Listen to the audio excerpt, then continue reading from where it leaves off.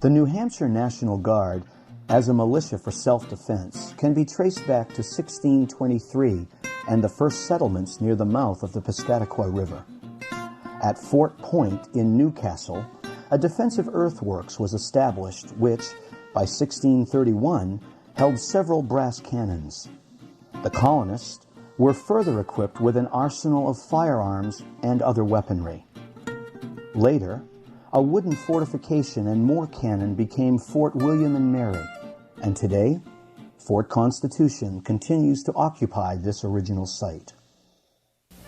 The colonists' initial friendly relations with the Indians deteriorated, and after 50 years of increasing mistreatment, the Indians retaliated with raids on colonial settlements.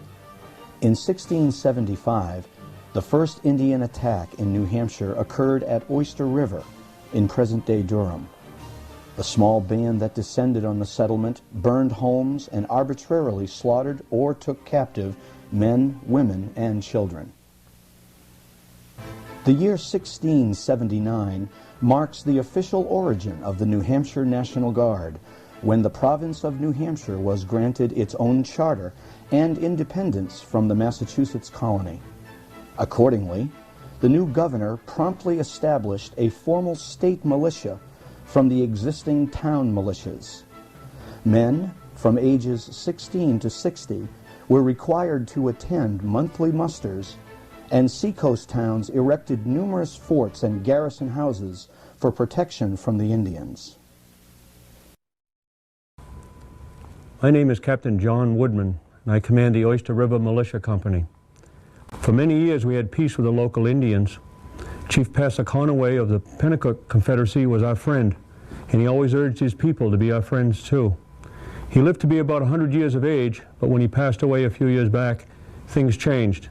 We have not had the friendly relationships that we once had with the local Indians. About 20 years ago, in 1675, a Massachusetts Indian named King Philip rose up and attacked many local towns in western and central Massachusetts. They laid waste to the countryside. King Philip's war soon spread here to New Hampshire, and many towns and villages in New Hampshire were attacked, Dover, Oyster River amongst them. The war lasted less than 2 years, but in that time, 1 out of 5 whites in New England was killed, and the Indians fared even worse. In late 1776, a large group of Indians came to Dover wishing to surrender and create a peace treaty under a flag of truce. Major Richard Waldron of Dover welcomed them and told them he would make a treaty with them, but first he wanted to put on a sham battle.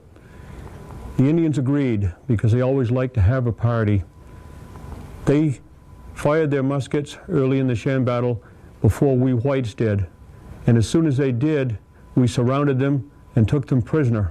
About 400 were taken. Their leaders were soon tried and executed. About 200 of them were sold into slavery in the Caribbean, never to be seen again. The rest were sent back to their villages with dire warnings never to molest the whites again. The Indians did not forget this treachery, and they waited 13 years to exact their revenge.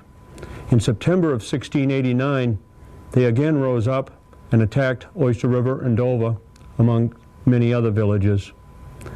They destroyed our houses, they destroyed our crops, they destroyed our livestock. For 6 years we've been huddling in our garrison houses and our forts, trying to defend our homes. We cannot support ourselves. Many of our friends and neighbors have been taken prisoner or killed, and we'll never see them again. I joined the militia when I was 16 years of age, and I'm now above the age of 60 and exempt from militia service. But this war will go on for many years, and every man is needed, so I will continue to serve as long as I am able.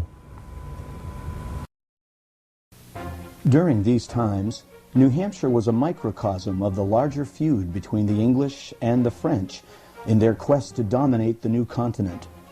With the Indians, incited by the French, conducting hostile raids, and the colonial militia alternating between defense and offense, the carnage ebbed and flowed for almost 100 years, when the French and Indian War put an end to the Indian attacks and settled the question of domination.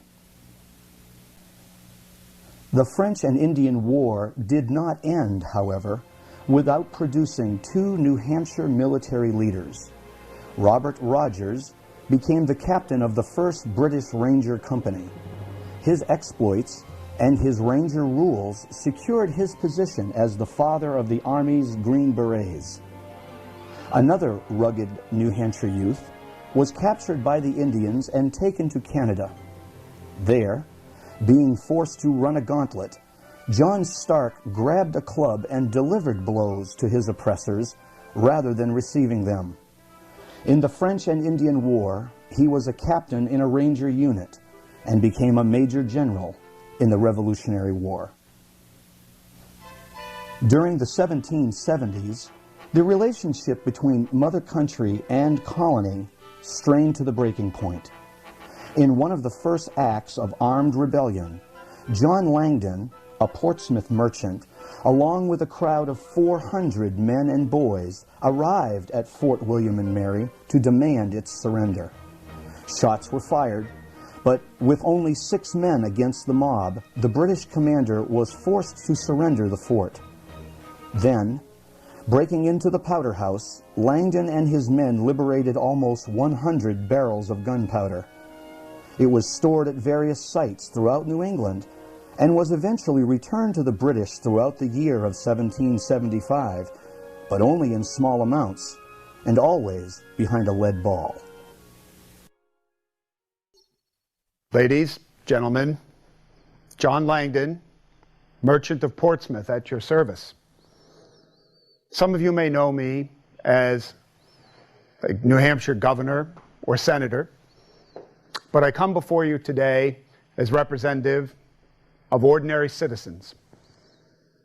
Ordinary citizens who, on December 14, 1774, took the first definitive steps towards the independence of our nation. On that day, over 230 years ago, after receiving word from Mr. Revere of Boston that the British government had issued an order prohibiting the importation of gunpowder into the colonies, and that 2 regiments of British regulars were on their way to reinforce the tiny garrison at Fort William and Mary in Newcastle, I rallied the men of the seacoast to secure the munitions in that fort. They were not delivered without a fight. Captain Cochrane and his men saw fit to open fire on their countrymen with small arms and 3 4-pound cannon. Fortunately, they missed their mark. Injuries were sustained, however, when we stormed the walls and secured the munitions. The next evening, at my request, Major John Sullivan of Durham returned to the fort and hauled away 16 of the King's cannon. What we did that day was more than simply raid a garrison. What we did was to demonstrate that the only legitimate government in New Hampshire was that of the people's choosing.